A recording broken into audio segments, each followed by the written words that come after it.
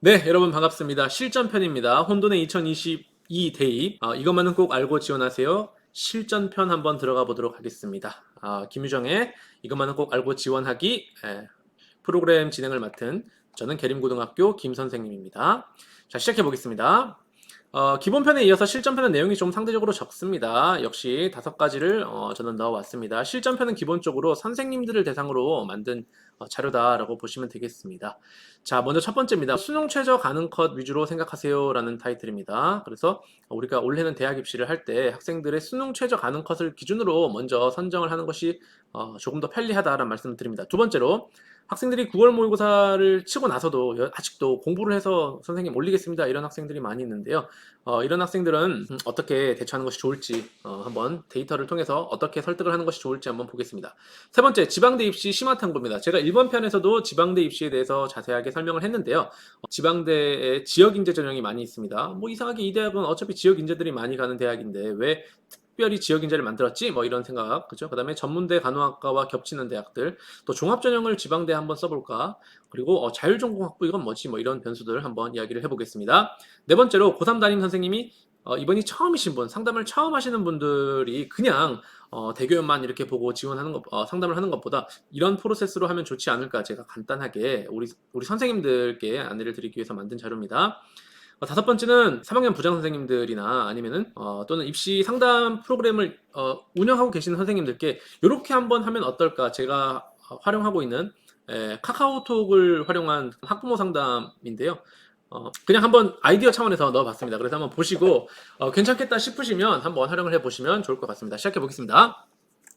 첫 번째, 먼저 수능 최저 가능 컷 위주로 생각해라. 이게 무슨 말이냐면요. 수능 제약이 많을수록 대학 내신 컷은 내려간다. 이게 전제입니다. 수능에서 요구하는 것이 2과목이냐, 수능에서 요구하는 것이 3과목이냐에 따라서 2급에서 이렇게 많이 요구해도 되는가? 예를 들면 시립대처럼 3합 7을 요구하는데 시립대가 3합 7 정도를 요구해도 되나? 그러면 시립대는 어떻게 된다는 얘기죠? 많이 돌 가능성이 높다는 얘기죠. 그래서 올해 입시는 학생들을 상담하실 때 대교육 프로그램에서 학생들의 모의고사 데이터를 쭉 이렇게 비교를 해보시고 이 학생이 그냥 내신 좋으니까 스카이 사성한 중경외시 이렇게 접근하셔서는 안 됩니다. 수능 최저가 있기 때문에. 그래서 수능 최저를 먼저 변수로 고려를 하셔가지고 이 학생의 수능 경쟁력이 의치에 약한 수의대학을 갈 정도의 학생인가 아니면은 고대 일반 전형에 합격할 정도의 학생인가 아니면 이제 3합대학에 3합 7, 3합 8, 3합 9를 맞춘 학생인가 아니면 2합 4, 2합 5를 맞춘 학생인가 이런 관점에서 접근을 하시는 게 더 합리적이다라는 얘기죠. 그죠? 그래서 수능에서 요구하는 제약이 많을수록 내신이 많이 커버가 된다라는 겁니다. 외대 2합 4입니다. 시립대 3합 7입니다. 과연 시립대가 정상적인 내신으로 이 학생들이 거기 충원율이 일반적일까요? 그렇지 않을 것이라고 생각이 됩니다. 중대도 3합 7이죠. 그렇죠? 이런 부분들. 하지만 경희대 2합 5 해볼 만한 대학 아니겠습니까? 그래서 학생들이 경희대에 많이 지원할 것 같다는 느낌을 저는 받습니다. 자, 그 다음입니다. 직업국부터는 어차피 정시 수시를 비교해서 지원해야 된다. 이걸 일반편에서 제가 경북대 사례를 가지고 선생님들께 설명을 드렸습니다. 지방 거점 공립대는 평균 내신이 평균 수능 성적이 괜찮을 경우에 경북대 같은 경우 수능 최저가 너무 높기 때문에 지원을 할 때 반드시 정시컷과 비교를 해보고 고민을 해서 지원을 시켜야 될 필요가 있다라는 얘기입니다. 자, 두 번째, 공부해서 성적을 올리겠다 하는 학생들이 있습니다. 이 학생들 잘 설득이 되지 않죠. 그래서 데이터를 통해서 설득을 하시는 것이 좋습니다. 이 자료는 서울특별시 교육청 연구정보원에서 이제 교육할 때 쓴 자료입니다. 제가 그때 인상 깊어서 찍어둔 자료입니다. 제가 만든 자료가 아님을 미리 말씀을 드립니다. 이 자료는 2020학년도 대입에서 3월, 6월, 9월 모의고사 성적이 수능 시험에서 같은 원점수를 받았을 때 어떻게 변화하는지를 설명한 자료입니다. 예를 들어서 쉽게 설명을 해보겠습니다. 지금 여기 국어 과목이 있는데요. 3월 모의고사에서 원점수 80점을 맞으면 이 학생의 100분위는 95였습니다. 그러니까 거의 1등급이죠. 그런데 이 학생이 6월 모의고사에서 똑같은 80점을 맞았을 때는 100분위가 87로 떨어졌습니다. 그러니까 같은 개수만큼 틀렸는데 등급이 떨어졌다는 얘기죠. 9월 모의고사에서도 계속 그런 일이 발생하고 수능 시험에 가서는 어떻게 되냐면요. 똑같은 95, 100분위를 맞기 위해서는 원점수를 90점을 맞아야 됐다는 얘기죠. 이게 무슨 말이죠? 10점을 더 맞아야 같은 등급을 받을 수 있었다는 얘기입니다. 실제 수능 시험이 3월 모의고사에 비해서. 물론 난이도라든지 여러 가지 변수가 있겠지만 재수생 변수를 고려하지 않을 수 없다라는 겁니다. 상대적으로 공부를 많이 한 재수생들이 9월 모의고사부터 본격적으로 들어오고 또 수능 시험에서는 모두 다 들어오기 때문에 학생들이 선생님 저는 공부해서 더 많은 점수 받을 수 있습니다. 많은 점수를 받아도 등급은 오르지 않는다라는 겁니다. 그래서 이런 것이 일반적이기 때문에 학생들에게 이 데이터를 가지고 선생님들께서 설명을 해주시면 좋을 것 같습니다. 너가 공부를 해가지고 성적을 올린다고 했지? 물론 더 많이 맞겠지만 등급은 오르지 않을 가능성이 있어. 그러니까 현실적으로 이제 9월 모의고사를 치니까 현실적으로 수능 최저가 물론 너가 공부를 해서 올리면 좋겠지만 6장을 다 성적이 오를 거라는 낙관 속에서 지원을 하는 것이 과연 오를까? 이렇게 이야기를 한번 해주시는 것이 좋다라는 얘기입니다. 네. 그러니까 여러분들의 제자가 반드시 수능 최저를 지금 맞추지 못했지만 지금까지 한 번도 맞추지 못했더라도 이번 수능에서는 반드시 맞출 수 있기를 저도 기원을 하겠습니다. 하지만 그런 경우는 많이 없죠. 그죠? 네, 그래서 현실적으로 지원을 시켰으면 좋겠다라는 말씀입니다. 더구나 지금 보시면 이제 2021년 대수능 모의평가 작년 수능에서는 가형과 나형이 나눠져 있었습니다. 그런데 올해 6월 모의평가에서는 이제 가형과 나형이 없죠. 미적기와 확통으로 나눠지는데요. 1등급을 맞는 학생의 수가 10,000명대에서 1,000명대로 줄어들었습니다. 지금 보시면 확률과 통계 선택자 1등급 수가 엄청나게 급감했다라는 이야기는 뭐 선생님들께서도 다 학생들도 다 알고 계시겠지만 그만큼 문과 학생들이 수능 최저를 맞추기 힘들기 때문에 이과에서 교차 지원을 노려라. 또는 문과 학생들 같은 경우에는 뭐 영탐으로 수능 최저를 최대한 맞추려고 해라. 문과에서 내신 좋고 수능 최저만 되면은 인서울에 교과 전형 6개 다 합격할 수도 있다. 뭐 이런 얘기가 나오는 이유가 바로 이것 때문입니다. 그래서 이렇게 문과 학생들이 수학으로 수능 최저를 맞추기 어려운 환경에서 영어를 열심히 하시기 바랍니다. 네, 제가 영어 선생님이기 때문에 그런 것이 아닙니다. 영어만큼 자기 자신과의 싸움은 없지요. 절대평가입니다. 그래서 영어에서 좋은 성적을 받아서 수능 최저를 맞출 수 있도록 학생들을 가이드해 주시는 게 좋지 않겠나. 네, 무리하게 수능 최저를 맞출 수 있다. 선생님 공부해서 올릴 수 있습니다. 이런 얘기를 하는 학생에게 이런 방향으로 상담을 해주시면 좋지 않겠나라는 생각입니다. 자, 지방대 심화 탐구입니다. 몇 가지 이슈들만 이야기하겠습니다. 첫 번째입니다. 어차피 지역인재들이 오는 학교들이 지역인재 전형을 만들어 놓은 경우가 많이 있습니다. 어떤 대학인지 말씀드리지 않아도 지역인재 전형이 있는 학교들 대부분입니다. 그런데 이 대학들이 어차피 지역인재들만 지원을 하다 보니까 주로 정원이 더 적습니다. 지역인재 전형이. 그래서 지역인재 전형이 더 불리한 경우도 있습니다. 그래서 반드시 대학 어디가 엑셀 프로그램을 통해서 어떤 대학이 어떤 전형이 충원이 더 많이 됐고 수능 최저가 어떻고 이런 것들을 조금 고민을 하셔가지고 지원을 하시는 게 좋겠다.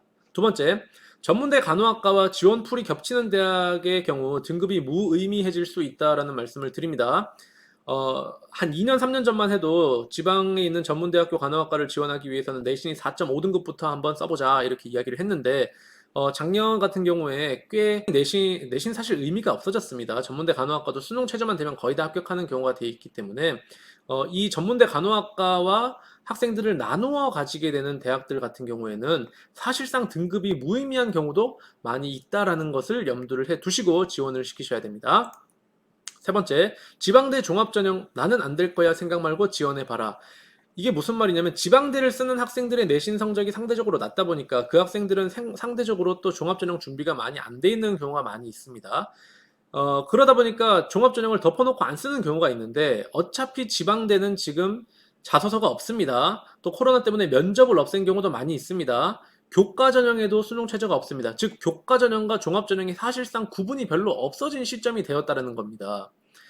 그래서 종합전형을 적극적으로 고려를 해보는 것도 한 가지 방법이 될 수가 있다라는 이야기를 드립니다. 지방대 정원이 많이 말라가고 있다. 지방대에 들어간 학생들 숫자가 많이 줄어들다 보니까 대학들이 학생들에게 최대한 학생들에게 편리하게 전형을 새롭게 설계하는 경우가 많이 있습니다. 그래서 종합전형도 더 이상 뭐 특별히 면접을 준비한다든지 자소서를 써야 된다든지 그런 경우가 아닙니다. 적극적으로 지원을 해볼 필요가 있다라는 말씀을 드립니다. 네 번째입니다. 폭넓은 전과제도 야간에서 주간으로 가는 경우도 있다. 자율전공 이게 무슨 말이냐면요. 어차피 이렇게 지방대 같은 경우에 정원이 많이 줄어들 것 같으면 지금 대학들이 전과 제도를 뭐 어떤 대학은 3번까지는 기본으로 시켜주겠다. 지금 이런 경우도 있습니다. 또 야간에서 주간으로도 적극적으로 올려주는 경우, 뭐 야간을 운영하는 대학이 어딘지는 선생님들 아시겠죠, 그렇죠? 이런 경우도 있습니다. 또 자율전공학부 같은 경우에는 지방대 자율전공학부에서는 간호학과나 사범대를 제외하고는 대부분 전과가 가능합니다. 그래서 내가 수능 최저가 아예 안 되는 학생들도 포기를 하지 말고 수능을 공부를 조금 해가지고 수능 최저가 좀 낮은 대학의 자율전공 학부라든지 조금 낮은 학과에 가서 전과를 해라. 지금 아예 손 놓고 있지 말고 수능 최저를 맞추면은 충분히 더 좋은 기회를 받을 수 있다라는 설득을 해 주시기 바랍니다. 네. 다섯 번째입니다. 얼마 전에 대학 기본 역량평가라는 것을 교육부에서 단행을 했습니다. 사실상 뭐 살생부다 뭐 이런 이야기를 했는데요. 이것의 결과로 대학들이 지원금을 받느냐 못 받느냐가 결정이 되었습니다. 우리 지역에 있는 지방대학들 중에서도 상당수의 대학이 이 대학 기본 역량평가에서 좋지 않은 등급을 받았습니다. 이런 학과는 학생들에게 지원을 하기 전에 알려주셔야 됩니다. 알려주고 이 대학 너 지원하려고 하는데 이 대학은 이번에 대학 기본 역량 평가에서 이런 등급을 받았으니까 그것을 알고 유의해서 지원을 하도록 해라라고 해주셔야 됩니다. 선생님, 학생이 나중에 대학을 갔는데 선생님 이런 대학에 저를 지원시키시면 어떻게 합니까? 이렇게 얘기를 해서 원망을 듣는 경우가 생길 수도 있다는 것을 알아두셔야 됩니다. 학교 선생님보다는 학생들이 먼저 알아봐야 되겠지요. 그죠? 뭐 제 입장에서는 뭐 이 대학은 이렇게 대학 기본 영양 평가에서 좋지 않은 등급 받았으니까 이렇게 하지 마. 이게 지금 녹화를 하고 있기 때문에 함부로 드리기가 조금 어려운데요. 우리 지역에도 그런 대학이 있고 아무튼 학생들이 이런 사실을 알고 지원을 할 필요는 있다라는 것을 말씀을 드리겠습니다. 자, 다음입니다. 고3이 처음인 선생님들 이렇게 상담하시면 편리합니다. 제일 먼저 학생 성적을 분석하기에는 대교육 프로그램에 누적 데이터가 있습니다. 그래서 모의고사 등급이 어떻게 돼 있다, 누적돼 있는 거를 통해서 내신이라든지 그 다음에 수능 경쟁력을 대교협의 성적 분석 탭을 통해서 확인을 하시고요. 그 다음에 저는 이 대학 어디가에서 제공하는 엑셀 파일을 통해 가지고 이 학생이 과연 여기를 수시로 지원할 필요가 있나? 지방대의 경우에 그렇습니다. 물론 수도권은 그렇지 않겠지만 지방대의 경우에는 얘가 지금 이 정도 성적 모의고사 성적이라고 한다면은 굳이 여기를 쓸 필요가 있을까? 더 위를 써야 되지 않을까? 이런 것들을 고민을 합니다. 또 전형별로 같은 대학이더라도 전형별로 유불리를 따져봅니다. 그리고 나서 이제 플랫폼입니다. 대교협 상세 검색에서 이제 자세한 것들을 우리가 비교를 해보면서 검색을 하겠죠. 대학, 학과 내 전형이 어떻게 변했는지, 그 다음에 최저 학력 기준이 어떻게 바뀌었는지, 그 다음에 3년치 충원율을 비교해 볼 수도 있고요. 그 다음에 제가 기본편에서도 말씀드렸죠. 대학 내 풍선 효과, 대학 간 풍선 효과입니다. 대학 간 풍선 효과 제가 아까 말씀드렸던 전형 학과 탭 여기 있죠. 요거 누르시면 요 학과를 지원한 학생이 어디를 많이 지원했고 합격률은 어떤지, 그러면 또 다른 대학이 가장 많이 지원하는 대학이 어떻게 바뀌었느냐에 따라서 학생들이 갈 수 있는 대학이 달라질 수 있다. 영향을 줄 수 있다라는 것들을 고려를 하셔가지고 지원을 하셔야 됩니다. 이게 이번에 대기업에서 아주 핵심 탭이라고 할 수가 있겠습니다. 그 다음에 이제 그 대기업에 보시면요. 제가 플랫폼으로 활용을 하셔라라고 하는 것이 뭐냐면 대기업 상세 페이지에 가면 이렇게 그 대학 홈페이지로 바로 링크를 걸어놔서 대학별 자료를 바로 검색해 볼 수 있도록 되어 있습니다. 그래서 일일이 검색을 하실 필요가 없다는 말씀을 드리고 그리고 나서 이제 끝날 때는 이 관심대학 등록이나 지원하기 탭을 통해서 전체적으로 학교의 전형을 관리하시면 좋겠습니다. 자, 마지막입니다. 오해는 하지 마시고 이 자료는 제가 그 지금 저희 학교에 입시 프로그램 일정을 이렇게 적어 놨는데요. 저희는 이제 1차 상담을 하고 초벌 구의를 합니다. 그 다음에 이제 24일 모의고사를 기점으로 2차 상담을 하고 그 다음에 자소서 프로그램과 동시에 3차, 4차 이렇게 상담을 진행하려고 하는데 이 일정이 좋다라는 게 절대 아니고요. 학교별로 하시면 되는데 제가 요 자료를 넣어놓은 이유는 제가 2차 상담에서 학생 학부모를 같이 상담하는 프로그램을 한번 기획을 해봤다라는 것이죠. 이게 어떤 거냐면요. 카톡을 통해서 하는 겁니다. 카카오톡을 통해서 학생이랑 학부모를 같은 채팅방에 집어 넣으신 다음에 상담 프로그램에 의해서 나와 있는 직접 데이터를 다 캡처해서 직접 줘버리면 아주 상담이 편리해집니다. 네, 아주 상담이 편리해집니다. 그래서 교통대의 경우 복수 지원이 가능하면 종합교과 둘 다 넣어라. 뭐 이렇게 제가 지금 넣어놨죠. 그리고 너는 이런 대학을 지금 이렇게 지원하기로 8개를 찍었는데 이 중에서 부모님이랑 어머님 같이 이야기해 보시고 골라보세요. 이렇게 하면 학부모랑 같이 상담을 할 수 있다는 장점이 있습니다. 그러면 학부모가 안 와도 되잖아요. 비대면 시대에. 이런 장점이 있습니다. 첫 번째, 카톡으로 상담을 하면 때와 장소를 가리지 않고 할 수 있다. 그 다음에 입시를 할 때 가장 힘든 부분이죠. 학생과 학부모와 교사 3명의 뜻이 일치가 돼야 되는데 이게 일치가 안 되는 경우가 가장 탈이 많습니다. 그런데 이 카톡방으로 미리 상담을 해놓으면 이걸 일치시킬 수 있다라는 장점이 있습니다. 그러니까 학생은 어떻게 자료를 보는지 알기 때문에 학생 학부모 톡방에다가 자료를 올려놓으면 학생의 학부모님께서 학생에게 물어봅니다. 야, 너 선생님이 이거 자료 이거 무슨 뜻이야? 너 지금 내신이 이게 어떻게 된다는 거야? 너 이거 수능 최저가 이게 그래서 무슨 말이야? 이게 되기 때문에 선생님께서 고생을 덜 해도 된다라는 거죠. 이게 아주 좋습니다. 그래서 그다음에 또 데이터를 가지고 있기 때문에 쉽게 설명이 된다라는 측면도 있고요.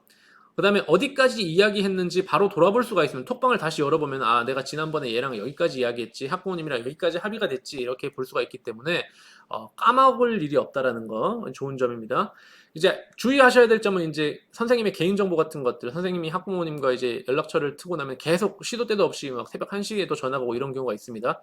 그래서 그럴 때는 카카오톡에는 멀티 프로필 기능을 사용하시는 것을 추천드리고 또는 학생한테 오픈 톡방을 만들어라 라고 해서 오픈 채팅방을 통해서 입시철에 상담을 하시는 방법을 한번 어떨까? 네, 이렇게 하는 게 어떨까라는 것을 말씀을 드립니다. 네, 이렇게 해서요. 전체 이야기를 마쳤습니다. 실전편도 이렇게 해서 마무리가 되었고요. 다시 한번 말씀드리지만 이 자료는 우리 계림고등학교 3학년에 입시를 처음 하시는 선생님들도 계시고 또 우리 김유정 쌤들이 각 학교에서 진학 상담을 하고 있으면서 굉장히 그 공통적으로 나오는 질문이면서도 많은 학생들이 놓치고 있는 부분이기 때문에 한번 영상으로 만들어서 정리를 해봐야겠다라는 생각에 만들게 되었습니다. 지극히 주관적인 의견이 들어가 있을 수 있기 때문에 어떤 문제점을 지적하시거나 하실 때는 개별적으로 경북 메신저를 통해서 의견을 주시거나 또는 나이스에서 내부 메일을 통해서 의견을 보내주시면 반영을 해서 뭐 정정을 하든 이렇게 하도록 하겠습니다.